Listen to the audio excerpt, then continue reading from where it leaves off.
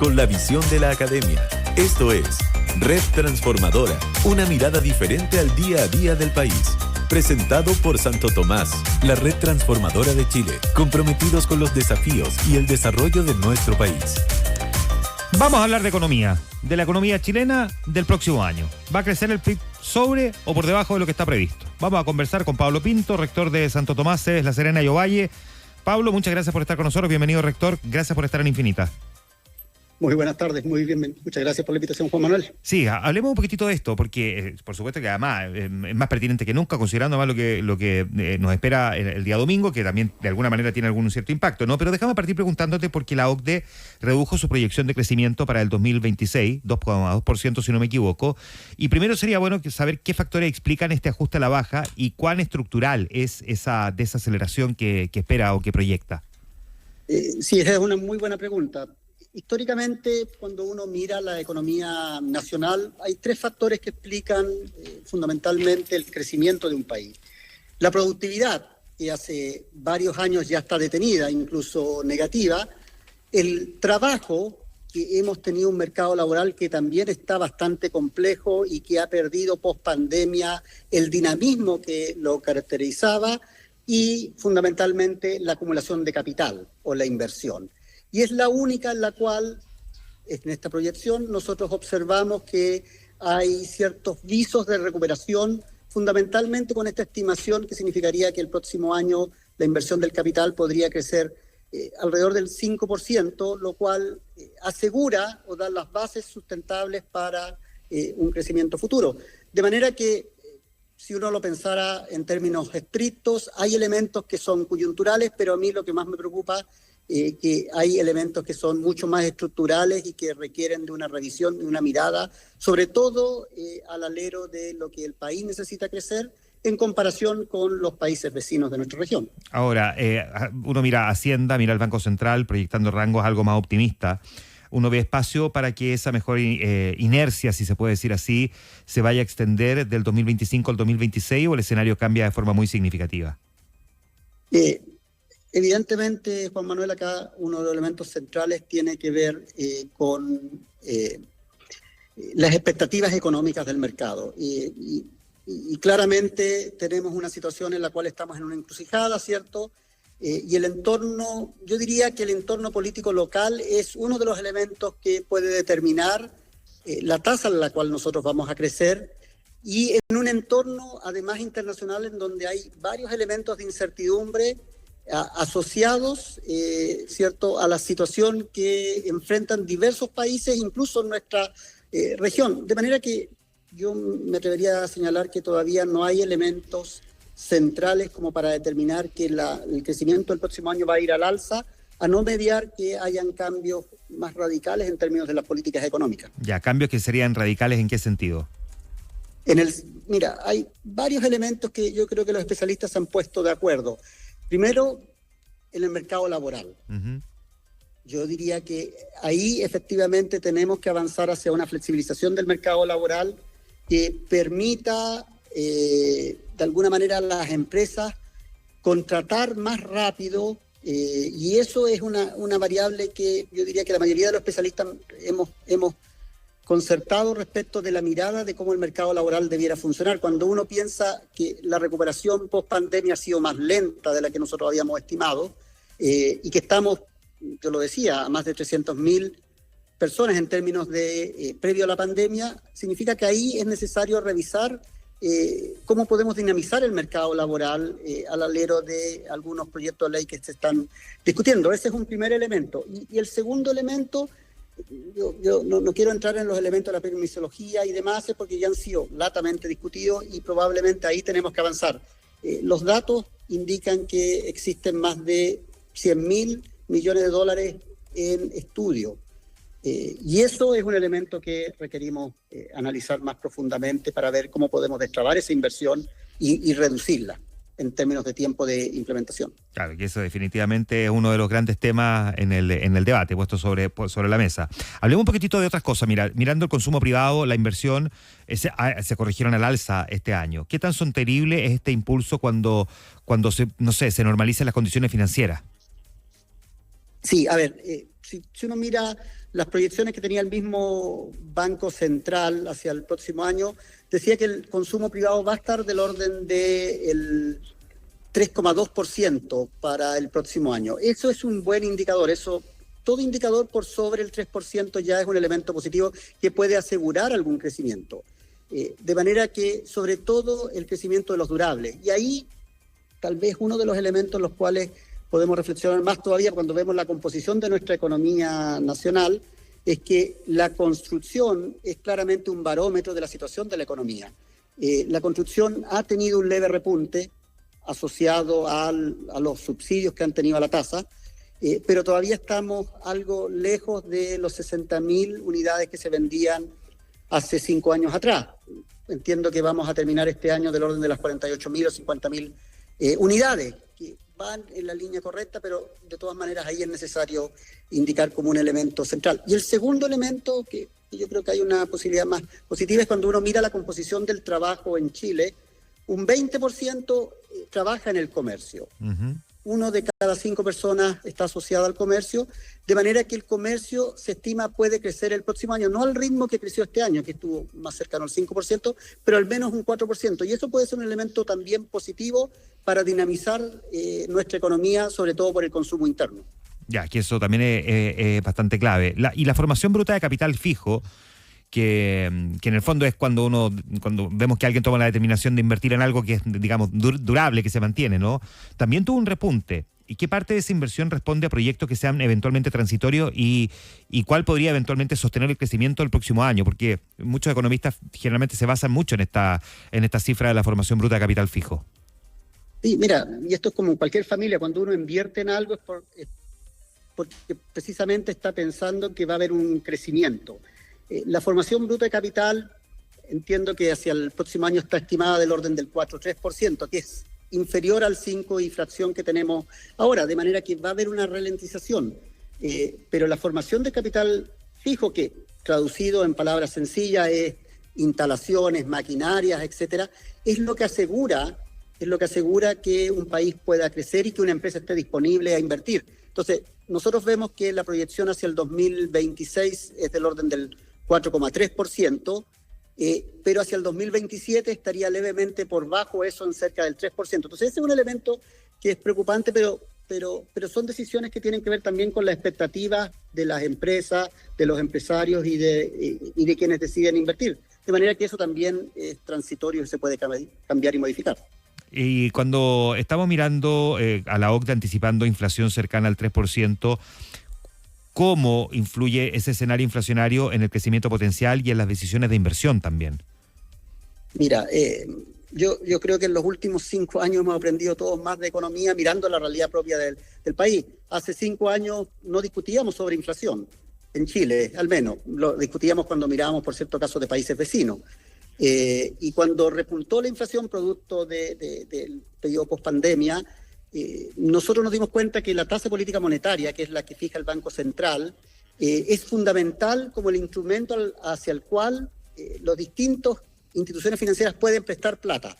Y lo que nosotros hemos visto, yo creo que acá hay una buena noticia. Hoy día, o el día de ayer, la FED bajó la tasa, está en el rango del 3,5, 3,75, lo cual puede indicar que la tasa política monetaria en Chile podría bajar al orden del 4,5, nosotros esperamos en diciembre con el nuevo IPOM.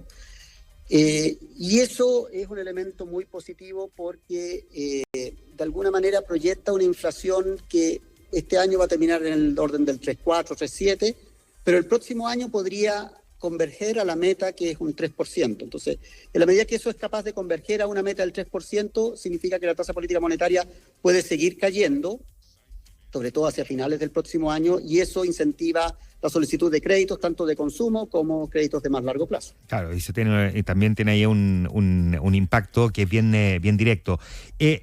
Hablemos también de otra cosa, el aumento del precio del cobre y la inversión en minería y también en energía, que son evidentemente motores bastante clave, ¿no? ¿Existe riesgo de alguna sobredependencia de estos sectores para explicar el crecimiento del 2026?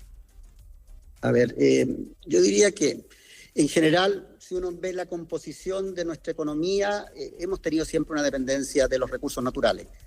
esos recursos naturales, ¿cierto?, asociados ahora fundamentalmente a la minería, pero se ha agregado ahora como otro elemento la energía, y yo creo que ahí tenemos un potencial de desarrollo futuro. Si uno ve la cartera de proyectos dentro de las regiones, los 80.000 o 100.000 millones están puestos en dos fundamentales sectores, minería y energía, y yo diría que el resto, aproximadamente un 10%, un 15% en construcción, que es muy dependiente de la minería. De manera que probablemente en nuestras economías, y a mí me correspondió vivir afuera también en países que dependían mucho de recursos naturales como Australia, depender de recursos naturales, en la medida que se exploten bien, seamos productivos y eficientes, es un elemento que es más bien una bendición, que es contrario a lo que muchas personas señalan que es como una maldición. Pero es una oportunidad a partir de la cual también podemos diversificar en industrias relacionadas. Y eso yo diría que es un espacio el cual tenemos que seguir trabajando. Ya, y te pregunto también, las exportaciones que se revisaron a la baja, la importación al alza en algún momento, ¿qué lectura habría que hacer uno de ese desbalance y cómo puede afectar el aporte neto del sector externo al Producto Interno Bruto? Sí, mira, yo diría que en general, post pandemia hemos tenido una tendencia a un desequilibrio en nuestra balanza comercial, pero está dentro de los rangos establecidos, 2%, 2,2%, de manera que yo no avisaría que esto es un elemento en sí preocupante, en la medida que sobre todo las importaciones se aseguren por bienes de consumo durable, es decir, de largo plazo, no de consumo inmediato o bienes no durables, que en general son fungibles, pero sí es maquinaria, inversión, efectivamente ese es un elemento que es positivo. En un entorno en el cual Chile lo tiene, yo diría, muy claro hace tiempo, es un país que tiene que exportar porque su consumo interno no alcanza a la demanda que se requiere fundamentalmente para el crecimiento económico. Ya, déjame hacerte un par de preguntas antes de terminar también. Nosotros enfrentamos un contexto global incierto, bueno, no solo nosotros, ¿no?, sino que el resto del mundo también, pero con aranceles relativamente bajos desde Estados Unidos, considerando la realidad que impuso Trump. ¿Cuánto margen real ofrece esa ventaja comparativa en un escenario que tiene tanta tensión comercial? Mira, en la medida, a ver, nosotros tenemos grandes socios comerciales y siempre lo hemos tenido China y Estados Unidos como grandes socios comerciales. En la medida que transitemos en aquello y mantengamos nuestro comercio abierto, probablemente vamos a aprovechar esos elementos. Ahora, esos elementos, claramente, el tema de los aranceles, el hecho de tener aranceles en una situación privilegiada, nos convierte en un competidor adecuado. Fundamentalmente para productos que, yo no me refiero solamente a cobre, a productos sin valor agregado, pero productos agrícolas, la producción frutícola, la producción vitivinícola.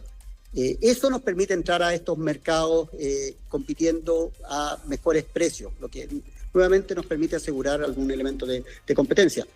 Pero ahí, insisto, mi preocupación tiene que ver con cómo estamos creciendo nosotros en comparación con la región, con Perú, y eso, incluso Perú en una situación económica, política inestable, sigue creciendo a tasas mayores a la nuestra y va a proyección de tasa de crecimiento. Incluso Argentina ya está creciendo a tasas mayores y Brasil, la gran economía latinoamericana, también está creciendo. Ahí te aprovecho de preguntar también la pertenencia al acuerdo transpacífico, ¿no?, que es un factor positivo. ¿Está Chile aprovechando plenamente ese marco o aún hay espacio para ganar competitividad ahí también? Yo creo que en el comercio exterior siempre hay posibilidades de diversificar mercados, de diversificar producción. Para una economía pequeña como la nuestra, aquí es fundamental la creación de nuevas empresas y la agregación de valor. Y yo creo, aquí comentar otro elemento que es adicional, servicios. Nosotros siempre estamos pensando en productos que son muy importantes para nuestra economía, pero nuestra economía tiene la posibilidad de diversificarse también en términos de producción de servicios.